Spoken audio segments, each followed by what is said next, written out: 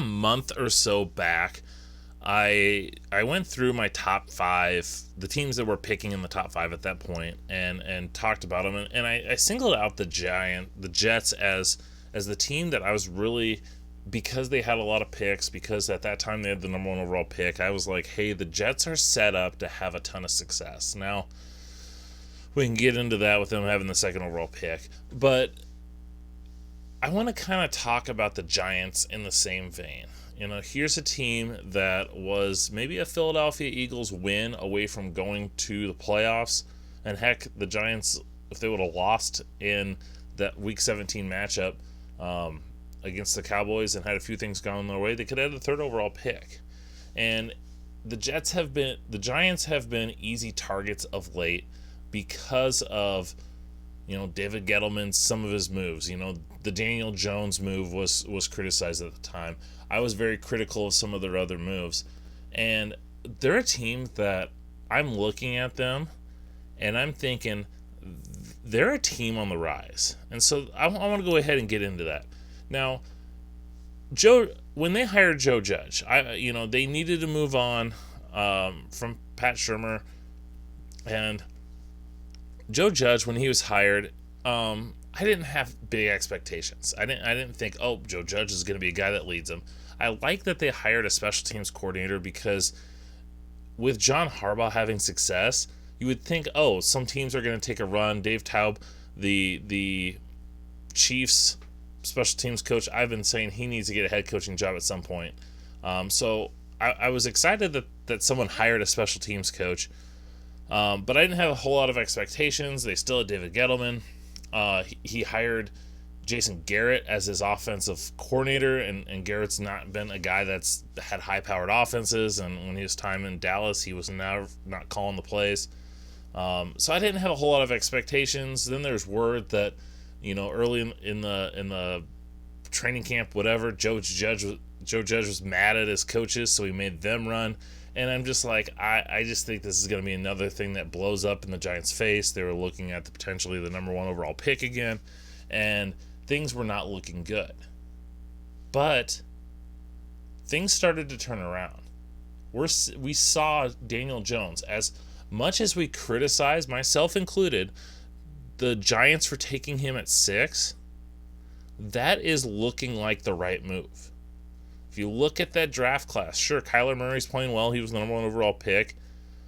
Dwayne Haskins was 15th. I had Dwayne Haskins rated higher. Dwayne Haskins hasn't made it.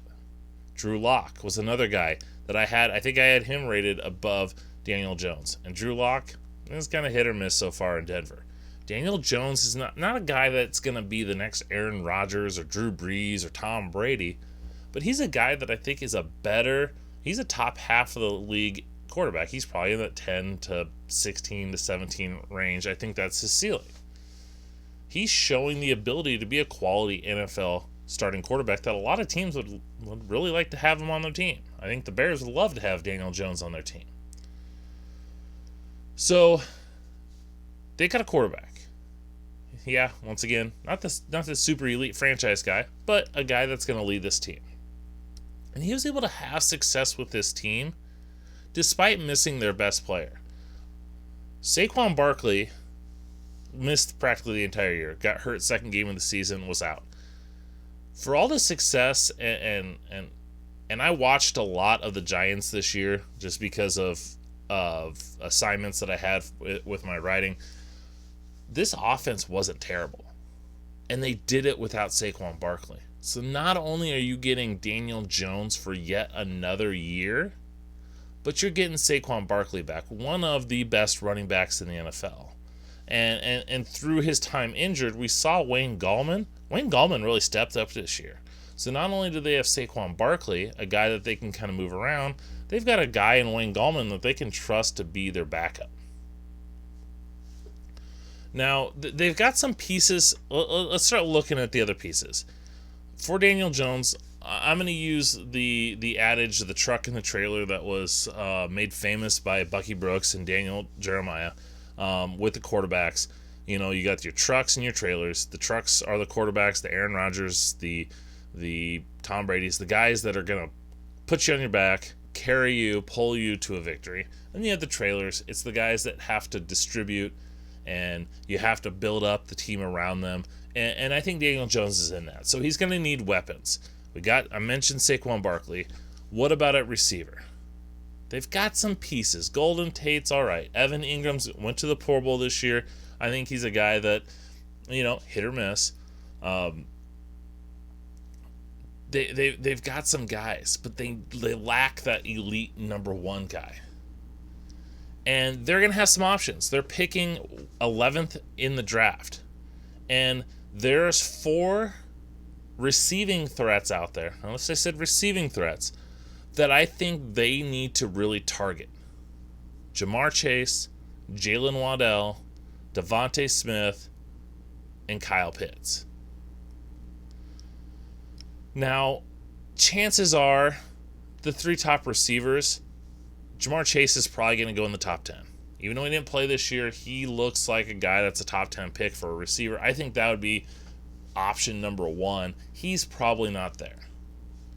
Then you look at the 2 Alabama receivers. I think either of them would be fine because the Giants have a lot of guys that are solid, but they could use some explosiveness. You think back to what the Raiders wanted to do by getting Henry Ruggs. They just needed to add some explosiveness to their offense. Well, Jalen Waddell and Devontae Smith, I think, are better receivers than Henry Ruggs. Henry Ruggs was good. Don't get me wrong. I liked Henry Ruggs. He was the elite speed athlete, elite speed receiver, but he wasn't quite the route runner that Jalen Waddell and Devontae Smith is. I mean, heck, Devontae Smith won the Heisman this year. He was unstoppable. Everyone knew, especially when Jalen Waddell got hurt, everyone knew that Devontae Smith was going to catch the ball and they were going to target him, and they still couldn't do anything. Watching the national championship game, Ohio State had no answer for him. So they're going to have hopefully they can have a shot at one of them. I think if they can get Waddell or Smith, they're definitely going to have some options. And that gives them an elite receiver to go with Saquon Barkley, and you've got Daniel Jones that can distribute the ball.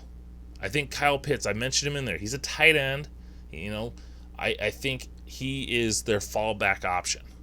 And it's no guarantee that they're going to take a receiver or a pass catcher here, but Kyle Pitts is a guy that if you can't get one of those, I don't care if you have Evan Ingram, Kyle Pitts is a dynamic enough weapon that you go out and you get him.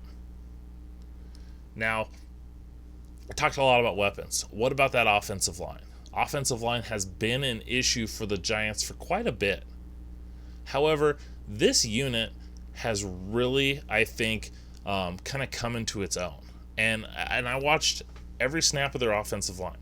Okay? One of my writing gigs at Corn Nation was to watch the former Huskers play in the NFL.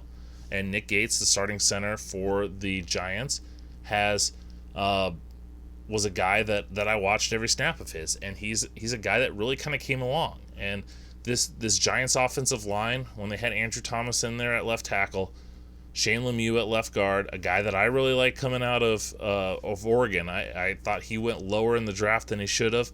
Got in there a starting job and is holding his own. He had Nick Gates, really developed over the course of his second year at center, never played center before. Kevin Zeitler, high-priced trade, guy that maybe isn't worth the money anymore, but still a very quality starting offensive lineman. And then they had Fleming in at right tackle. They got the guy out of UConn, Parrott, that has shown flashes too. I think they've got a solid offensive line. Those guys are young, they're developing, and they played well together. You look at the end of the season, and this offensive line, they played well. So you've got building blocks in the offensive line. You got a quarterback. You got an elite running back. You got to go out and get that weapon. Now, I think the biggest addition or biggest retention for the Giants was the fact that they're keeping their defensive coordinator. Now, at the time of this writing, it looks like Patrick Graham, their defensive coordinator, is going to be back, and that is huge. Now, who knows? The Eagles' job just came open. some team might really come out and try and convince him, and want him, whatever it may be. But at this point, he's back, and that is huge for the Giants because their defense played at an elite level, and they didn't have elite talent. Hey, their defensive line was loaded. The defensive line had talent. I mean, you have first-round pick in Dexter Lawrence. You have a first-round pick, top 6 or 7 pick in Leonard Williams. Dalvin Tomlinson was a high second-round pick. So they invested in that defensive line. They need to have that defensive line come back. Both Leonard Williams and Dalvin Tomlinson are free agents. They need to re-sign them. Leonard Williams is playing his best football right now with the Giants, so you'd think he'd want to come back. And if they can get those 3 guys back, that is going to be huge because they do so much for the Giants with their play and being able to get pressure. I wasn't a big fan of Dexter Lawrence. I did not like that pick. I was not a fan of him coming out of Clemson. He's proved me wrong. He's gone on to have a pretty solid start to his NFL career. He looks like he has a high potential. He looks more than just the run-stuffing nose tackle that I thought he was coming out of Clemson. But once again, they need those guys around them. Now, some things that I'd like to see them do defensively, they need to improve their edge pass rushers. Kyler Frackle's a nice rotational piece. They got Marcus Golden for a little bit. They've got a few other pieces. They could really use a guy that they can count on game in and game out to apply some pressure off the edge. You got those 3 good defensive linemen. If you can get a good edge rusher, who knows? Maybe they take one with that 11th pick. They don't go out and get the weapon because you could probably find receivers later on. But I don't think there's an elite edge rusher that you take there at 11. So maybe they try and find someone, a pass rushing specialist, on day 2. The secondary, they're gonna get Xavier McKinney back. They're their second-round pick, a guy that they took out of Alabama. They had high hopes. I like Xavier McKinney. Their safeties played well. Logan Ryan transitioned to free safety. They got a lot out of Jabril Peppers. A lot of people were not high on Jabril Peppers as a safety. He didn't really play well in Cleveland. Patrick Graham's got a lot out of him. So now you have those 3. Xavier McKinney's a guy that you can move around. You can play him, cover him in the slot. You can play him deep. So you have 3 solid safeties there. James Bradbury was a really big addition for them, really played well. Could they use another cornerback? I think this defense, if you can keep those defensive linemen, get a solid pass rusher, get another corner. This defense played extremely well this year, and it's only going to get better if they make those key additions.